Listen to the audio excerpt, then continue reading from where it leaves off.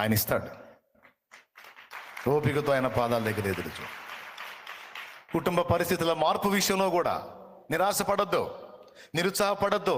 ప్రార్థనలు చేస్తున్నా కానీ జవాబు రావట్లేదని కృంగిపోవద్దు. జవాబు దేవుడు ఇచ్చేంత వరకు ప్రార్థన ఆపకూడదు, ఓపిక కోల్పోకూడదు.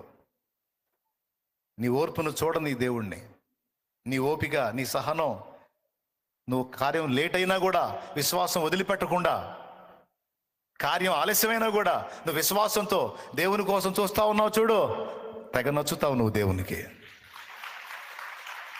నీ మొండితనం చూడని దేవుణ్ణి, నీ ఓర్పును చూడని దేవుణ్ణి. అది అన్ని విషయాలలో వర్తిస్తుందండి. ఇది సేవలో కూడా ఇదే వర్తిస్తుంది.